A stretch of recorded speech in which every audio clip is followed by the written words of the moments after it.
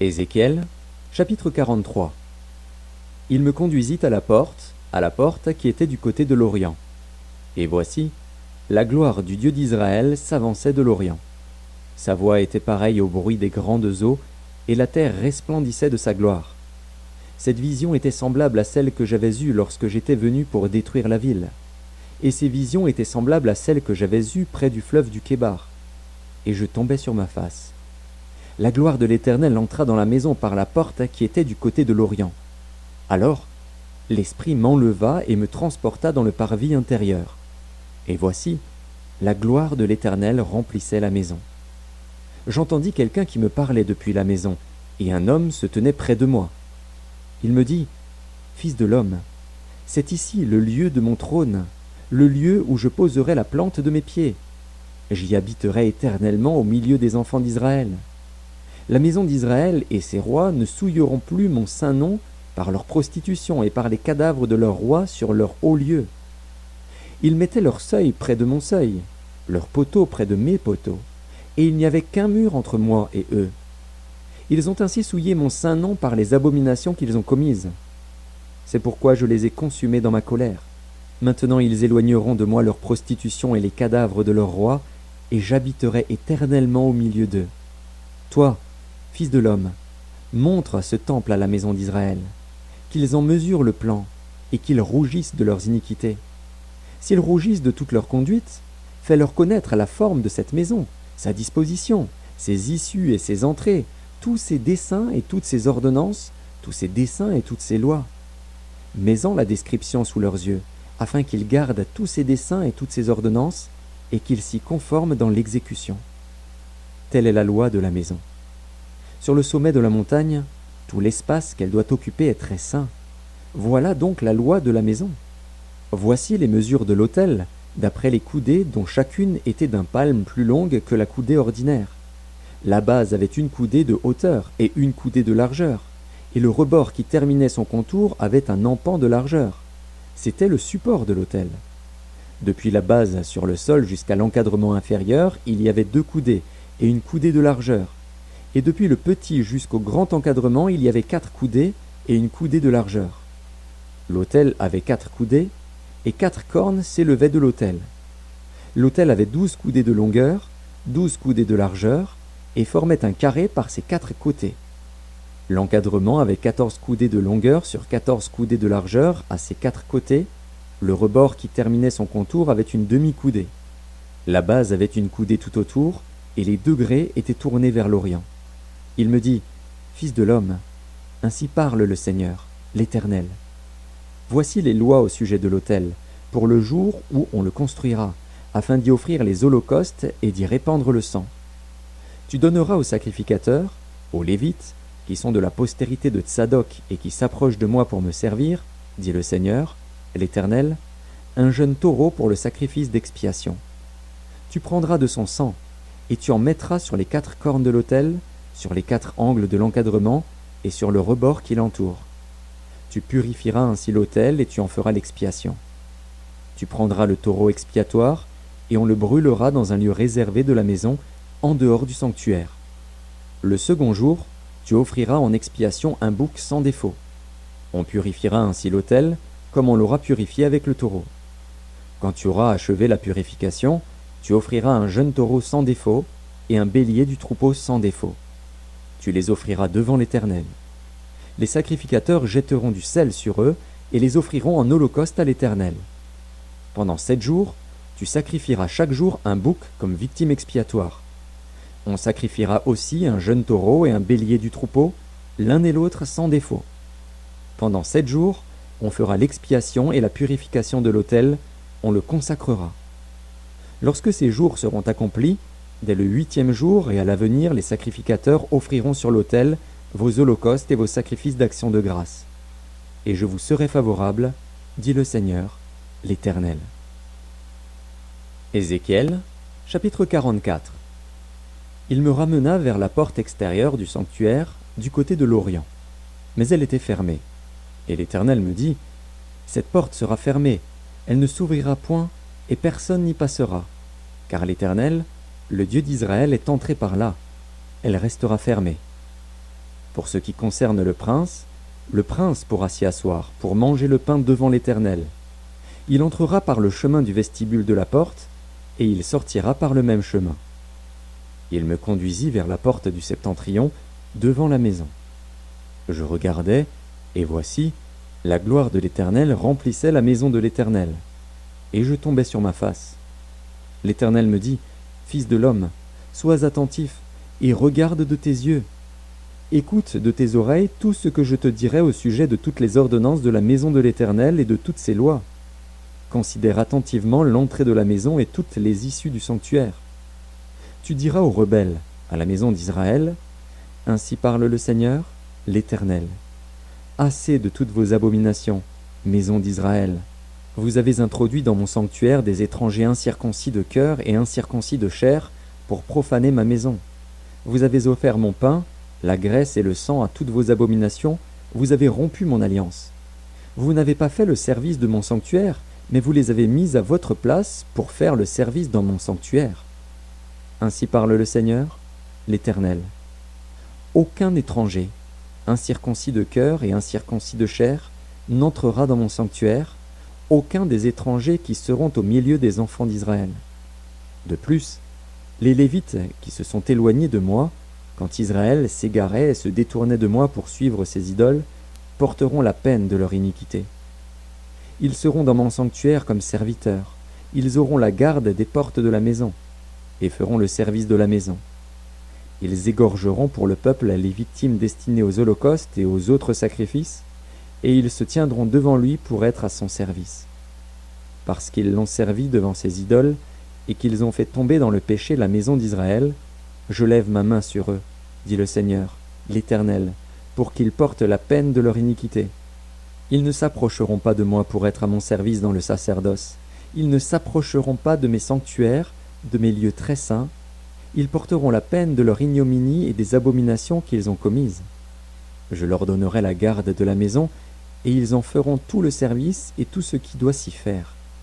Mais les sacrificateurs, les Lévites, fils de Tsadok, qui ont fait le service de mon sanctuaire quand les enfants d'Israël s'égaraient loin de moi, ceux-là s'approcheront de moi pour me servir, et se tiendront devant moi pour m'offrir la graisse et le sang, dit le Seigneur, l'Éternel. Ils entreront dans mon sanctuaire, ils s'approcheront de ma table pour me servir, ils seront à mon service. Lorsqu'ils franchiront les portes du parvis intérieur, ils revêtiront des habits de lin. Ils n'auront sur eux rien qui soit en laine, quand ils feront le service aux portes du parvis intérieur et dans la maison.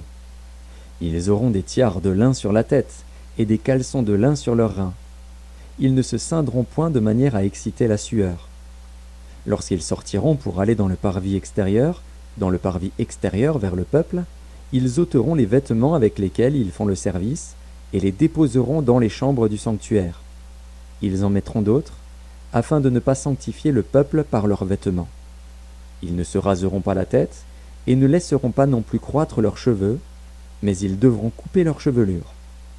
Aucun sacrificateur ne boira du vin lorsqu'il entrera dans le parvis intérieur. Ils ne prendront pour femme ni une veuve, ni une femme répudiée, mais ils prendront des vierges de la race de la maison d'Israël. Ils pourront aussi prendre la veuve d'un sacrificateur. Ils enseigneront à mon peuple à distinguer ce qui est saint de ce qui est profane. Ils lui feront connaître la différence entre ce qui est impur et ce qui est pur.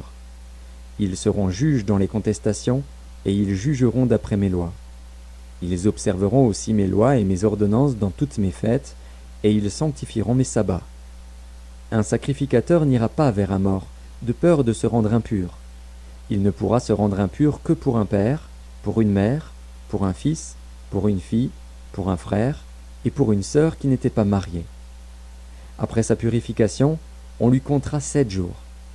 Le jour où il entrera dans le sanctuaire, dans le parvis intérieur, pour faire le service dans le sanctuaire, il offrira son sacrifice d'expiation, dit le Seigneur, l'Éternel. Voici l'héritage qu'ils auront. C'est moi qui serai leur héritage. Vous ne leur donnerez point de possession en Israël, je serai leur possession. Ils se nourriront des offrandes, des sacrifices d'expiation et de culpabilité. Et tout ce qui sera dévoué par interdit en Israël sera pour eux. Les prémices de tous les fruits et toutes les offrandes que vous présenterez par élévation appartiendront aux sacrificateurs. Vous donnerez au sacrificateur les prémices de votre pâte, afin que la bénédiction repose sur votre maison. Les sacrificateurs ne mangeront d'aucun oiseau et d'aucun animal mort ou déchiré. Ézéchiel, chapitre 45. Lorsque vous partagerez le pays en héritage par le sort, vous prélèverez comme une sainte offrande pour l'Éternel une portion du pays, longue de 25 000 cânes et large de 10 000. Elle sera sainte dans toute son étendue. De cette portion, vous prendrez pour le sanctuaire 500 cânes sur 500 en carré et 50 coudées pour un espace libre tout autour. Sur cette étendue de 25 000 cânes en longueur et 10 000 en largeur, tu mesureras un emplacement pour le sanctuaire, pour le lieu très saint. C'est la portion sainte du pays. Elle appartiendra aux sacrificateurs qui font le service du sanctuaire, qui s'approchent de l'Éternel pour le servir. C'est là que seront leurs maisons, et ce sera un sanctuaire pour le sanctuaire.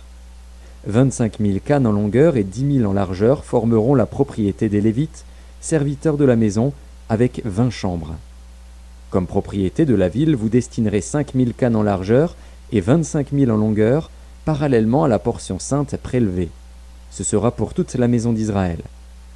Pour le prince, vous réserverez un espace aux deux côtés de la portion sainte et de la propriété de la ville, le long de la portion sainte et le long de la propriété de la ville, du côté de l'Occident vers l'Occident et du côté de l'Orient vers l'Orient, sur une longueur parallèle à l'une des parts, depuis la limite de l'Occident jusqu'à la limite de l'Orient.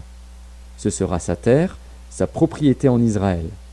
Et mes princes n'opprimeront plus mon peuple, mais ils laisseront le pays à la maison d'Israël, selon ses tribus. Ainsi parle le Seigneur, l'Éternel. Assez, princes d'Israël.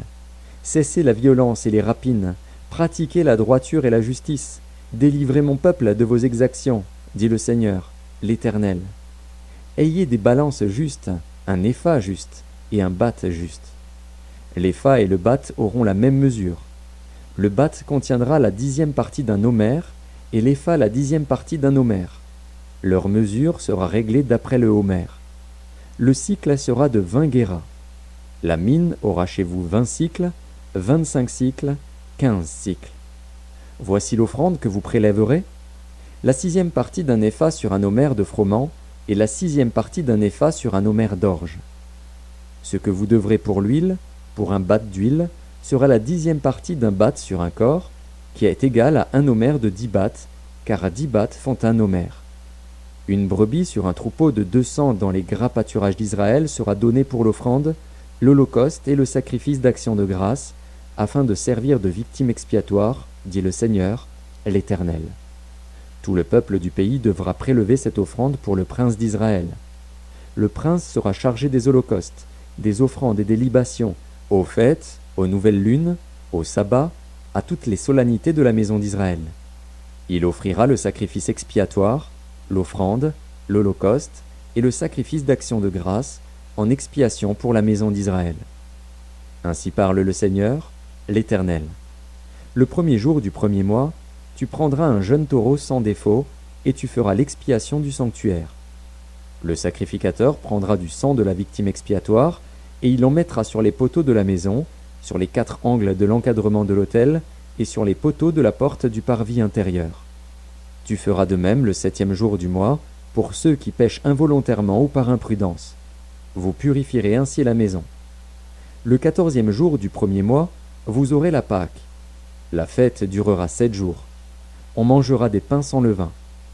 Le prince offrira ce jour-là, pour lui et pour tout le peuple du pays, un taureau en sacrifice d'expiation. Pendant les 7 jours de la fête, il offrira en holocauste à l'Éternel 7 taureaux et 7 béliers sans défaut, chacun des 7 jours, et un bouc en sacrifice d'expiation, chaque jour. Il y joindra l'offrande d'un épha pour chaque taureau et d'un épha pour chaque bélier, avec un hin d'huile par épha. Le 15e jour du 7e mois, à la fête, il offrira pendant 7 jours les mêmes sacrifices d'expiation, les mêmes holocaustes et la même offrande avec l'huile. Ézéchiel, chapitre 46. Ainsi parle le Seigneur, l'Éternel. La porte du parvis intérieur, du côté de l'Orient, restera fermée les 6 jours ouvriers. Mais elle sera ouverte le jour du sabbat, elle sera aussi ouverte le jour de la nouvelle lune. Le prince entrera par le chemin du vestibule de la porte extérieure, et se tiendra près des poteaux de la porte. Les sacrificateurs offriront son holocauste et ses sacrifices d'action de grâce.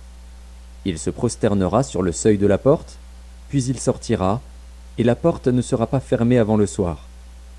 Le peuple du pays se prosternera devant l'Éternel à l'entrée de cette porte, au jour de sabbat et aux nouvelles lunes. L'holocauste que le prince offrira à l'Éternel, le jour du sabbat, sera de 6 agneaux sans défaut et d'un bélier sans défaut. Et son offrande, d'un épha pour le bélier, et de ce qu'il voudra pour les agneaux, avec un hin d'huile par épha. Le jour de la nouvelle lune, il offrira un jeune taureau sans défaut, 6 agneaux et un bélier qui seront sans défaut. Et son offrande sera d'un épha pour le taureau, d'un épha pour le bélier, et de ce qu'il voudra pour les agneaux, avec un hin d'huile par épha. Lorsque le prince entrera, il entrera par le chemin du vestibule de la porte, et il sortira par le même chemin. Mais lorsque le peuple du pays se présentera devant l'Éternel, aux solennités, celui qui entrera par la porte septentrionale pour se prosterner sortira par la porte méridionale, et celui qui entrera par la porte méridionale sortira par la porte septentrionale. On ne devra pas s'en retourner par la porte par laquelle on sera entré, mais on sortira par celle qui lui est opposée. Le prince entrera parmi eux quand ils entreront, et sortira quand ils sortiront. Aux fêtes et aux solennités, l'offrande sera d'un épha pour le taureau, d'un épha pour le bélier, et de ce qu'il voudra pour les agneaux, avec un hin d'huile par épha. Si le prince offre à l'Éternel un holocauste volontaire ou un sacrifice volontaire d'action de grâce, on lui ouvrira la porte qui est du côté de l'Orient, et il offrira son holocauste et son sacrifice d'action de grâce comme il doit le faire le jour du sabbat. Puis il sortira, et l'on fermera la porte après qu'il sera sorti. Tu offriras chaque jour en holocauste à l'Éternel un agneau d'1 an, sans défaut, tu l'offriras tous les matins. Tu y joindras pour offrande, tous les matins, un 6e d'épha, et le tiers d'un hin d'huile pour pétrir la farine. C'est l'offrande à l'Éternel, une loi perpétuelle, pour toujours. On offrira, tous les matins, l'agneau et l'offrande avec l'huile, comme holocauste perpétuel. Ainsi parle le Seigneur, l'Éternel. Si le prince fait à l'un de ses fils un don pris sur son héritage, ce don appartiendra à ses fils, ce sera leur propriété comme héritage. Mais s'il fait à l'un de ses serviteurs un don pris sur son héritage, ce don lui appartiendra jusqu'à l'année de la liberté, puis il retournera au prince. Ses fils seuls posséderont ce qu'il leur donnera de son héritage. Le prince ne prendra rien de l'héritage du peuple, il ne le dépouillera pas de ses possessions. Ce qu'il donnera en héritage à ses fils, il le prendra sur ce qu'il possède, afin que nul parmi mon peuple ne soit éloigné de sa possession. Il me conduisit par l'entrée qui était à côté de la porte, dans les chambres saintes destinées aux sacrificateurs, vers le septentrion. Et voici, il y avait un lieu dans le fond, du côté de l'Occident. Il me dit, c'est le lieu où les sacrificateurs feront cuire la chair des sacrifices de culpabilité et d'expiation, et où ils feront cuire les offrandes, pour éviter de les porter dans le parvis extérieur et de sanctifier le peuple. Il me conduisit ensuite dans le parvis extérieur, et me fit passer vers les 4 angles du parvis. Et voici, il y avait une cour à chacun des angles du parvis. Aux 4 angles du parvis, il y avait des cours voûtées, longues de 40 coudées et larges de 30. Toutes les 4 avaient la même mesure, dans les angles. Un mur les entourait toutes les 4, et des foyers étaient pratiqués au bas du mur tout autour. Il me dit, ce sont les cuisines, où les serviteurs de la maison feront cuire la chair des sacrifices offerts par le peuple. Ézéchiel, chapitre 47. Il me ramena vers la porte de la maison. Et voici, de l'eau sortait sous le seuil de la maison, à l'orient, car la face de la maison était à l'orient. L'eau descendait sous le côté droit de la maison, au midi de l'autel. Il me conduisit par le chemin de la porte septentrionale, et il me fit faire le tour par dehors jusqu'à l'extérieur de la porte orientale. Et voici, l'eau coulait du côté droit. Lorsque l'homme s'avança vers l'orient, il avait dans la main un cordeau, et il mesura 1000 coudées. Il me fit traverser l'eau, et j'avais de l'eau jusqu'aux chevilles. Il mesura encore 1000 coudées, et me fit traverser l'eau, et j'avais de l'eau jusqu'aux genoux. Il mesura encore 1000 coudées, et me fit traverser, et j'avais de l'eau jusqu'aux reins. Il mesura encore 1000 coudées. C'était un torrent que je ne pouvais traverser, car l'eau était si profonde qu'il fallait y nager. C'était un torrent qu'on ne pouvait traverser. Il me dit, « As-tu vu, fils de l'homme ?» Et il me ramena au bord du torrent. Quand il m'eut ramené, voici, il y avait sur le bord du torrent beaucoup d'arbres de chaque côté. Il me dit, « Cette eau coulera vers le district oriental, descendra dans la plaine et entrera dans la mer. Lorsqu'elle se sera jetée dans la mer, les eaux de la mer deviendront saines. Tout être vivant qui se meut vivra partout où le torrent coulera, et il y aura une grande quantité de poissons. Car là où cette eau arrivera, les eaux deviendront saines, et tout vivra partout où parviendra le torrent. Des pêcheurs se tiendront sur ses bords. Depuis En-Gedi jusqu'à En-Eglaïm, on étendra les filets. Il y aura des poissons de diverses espèces, comme les poissons de la grande mer, et ils seront très nombreux. Ces marais et ces fosses ne seront point assainis, ils seront abandonnés au sel. Sur le torrent, sur ses bords de chaque côté, croîtront toutes sortes d'arbres fruitiers. Leur feuillage ne se flétrira point, et leurs fruits n'auront point de fin, ils mûriront tous les mois, parce que les eaux sortiront du sanctuaire. Leurs fruits serviront de nourriture, et leurs feuilles de remède. Ainsi parle le Seigneur, l'Éternel. Voici les limites du pays que vous distribuerez en héritage aux 12 tribus d'Israël. Joseph aura 2 parts. Vous en aurez la possession l'un comme l'autre, car j'ai juré, la main levée, de le donner à vos pères. Ce pays vous tombera donc en partage. Voici les limites du pays. Du côté septentrional, depuis la Grande Mer, le chemin de Hétlon jusqu'à Tsedad, Hamath, Bérota, Sibraïm, entre la frontière de Damas et la frontière de Hamath, Hatzer-Hatikon, vers la frontière de Havran. Ainsi la limite sera, depuis la mer, Hatzarénon, la frontière de Damas, Tsaphon au nord et la frontière de Hamath. Ce sera le côté septentrional. Le côté oriental sera le Jourdain, entre Havran, Damas et Galaad, et le pays d'Israël. Vous mesurerez depuis la limite septentrionale jusqu'à la mer orientale, ce sera le côté oriental. Le côté méridional, au midi, ira depuis Tamar jusqu'aux eaux de Mériba à Kadès, jusqu'au torrent vers la Grande Mer. Ce sera le côté méridional. Le côté occidental sera la Grande Mer. Depuis la limite jusque vis-à-vis de Hamath, ce sera le côté occidental. Vous partagerez ce pays entre vous, selon les tribus d'Israël. Vous le diviserez en héritage par le sort pour vous et pour les étrangers qui séjourneront au milieu de vous, qui engendreront des enfants au milieu de vous. Vous les regarderez comme indigènes parmi les enfants d'Israël. Ils partageront au sort l'héritage avec vous parmi les tribus d'Israël. Vous donnerez à l'étranger son héritage dans la tribu où il séjournera, dit le Seigneur, l'Éternel. Ézéchiel, chapitre 48. Voici les noms des tribus.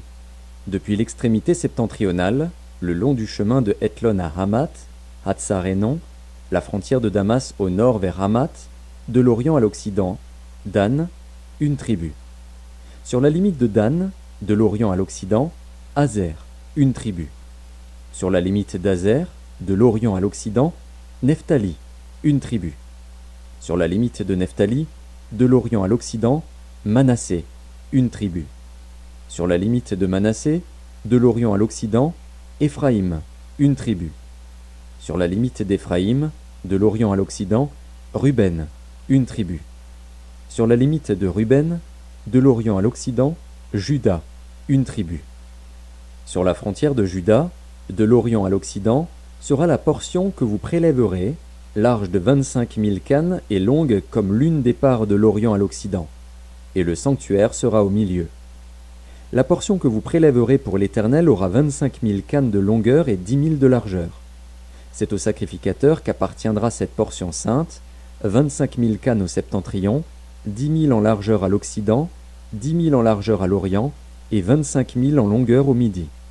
Et le sanctuaire de l'Éternel sera au milieu. Elle appartiendra aux sacrificateurs consacrés, aux fils de Tsadok, qui ont fait le service de mon sanctuaire, qui ne se sont point égarés, lorsque les enfants d'Israël s'égaraient, comme s'égaraient les Lévites. Elle leur appartiendra comme portion très sainte, prélevée sur la portion du pays qui aura été prélevée à côté de la limite des Lévites. Les Lévites auront, parallèlement à la limite des sacrificateurs, 25 000 cannes en longueur et 10 000 en largeur, 25 000 pour toute la longueur et 10 000 pour la largeur. Ils n'en pourront rien vendre ni échanger. Et les prémices du pays ne seront point aliénées, car elles sont consacrées à l'Éternel. Les 5 000 cannes qui resteront en largeur sur les 25 000 seront destinées à la ville, pour les habitations et la banlieue, et la ville sera au milieu. En voici les mesures. Du côté septentrional 4 500, du côté méridional 4 500, du côté oriental 4 500, et du côté occidental 4 500. La ville aura une banlieue de 250 au nord, de 250 au midi, de 250 à l'orient et de 200. Le reste sur la longueur, parallèlement à la portion sainte, 10 000 à l'orient et 10 000 à l'occident, parallèlement à la portion sainte, formera les revenus destinés à l'entretien de ceux qui travailleront pour la ville. Le sol en sera cultivé par ceux de toutes les tribus d'Israël qui travailleront pour la ville. Toute la portion prélevée sera de 25 000 cannes en longueur sur 25 000 en largeur. Vous en séparerez un carré pour la propriété de la ville. Ce qui restera sera pour le prince, aux deux côtés de la portion sainte et de la propriété de la ville, le long des 25 000 cannes de la portion sainte jusqu'à la limite de l'Orient, et à l'Occident le long des 25 000 cannes vers la limite de l'Occident, parallèlement aux parts. C'est là ce qui appartiendra au prince, et la portion sainte et le sanctuaire de la maison seront au milieu. Ainsi ce qui appartiendra au prince sera l'espace compris depuis la propriété des Lévites et depuis la propriété de la ville. Ce qui sera entre la limite de Juda et la limite de Benjamin appartiendra au prince. Voici les autres tribus. De l'Orient à l'Occident, Benjamin, une tribu. Sur la limite de Benjamin, de l'Orient à l'Occident, Siméon, une tribu. Sur la limite de Siméon, de l'Orient à l'Occident, Issachar, une tribu. Sur la limite d'Issachar, de l'Orient à l'Occident, Zabulon, une tribu. Sur la limite de Zabulon, de l'Orient à l'Occident, Gad, une tribu. Sur la limite de Gad, du côté méridional, au midi, la frontière ira depuis Tamar jusqu'aux eaux de Mériba à Kadès, jusqu'au torrent vers la Grande Mer. Tel est le pays que vous diviserez en héritage par le sort pour les tribus d'Israël, et telles sont leurs parts, dit le Seigneur, l'Éternel. Voici les issues de la ville. Du côté septentrional, 4 500 cannes. Et les portes de la ville d'après les noms des tribus d'Israël, 3 portes au nord, la porte de Ruben, 1, la porte de Juda, 1, la porte de Lévi, 1. Du côté oriental, 4 500 cannes et 3 portes. La porte de Joseph, 1, la porte de Benjamin, 1, la porte de Dan, 1. Du côté méridional, 4 500 cannes et 3 portes. La porte de Siméon, 1, la porte d'Issachar, 1, la porte de Zabulon, 1. Du côté occidental, 4 500 cannes et 3 portes. La porte de Gad, 1, la porte d'Azer, 1, la porte de Nephtali, 1. Circuit, 18 000 cannes. Et, dès ce jour, le nom de la ville sera « L'Éternel est ici ».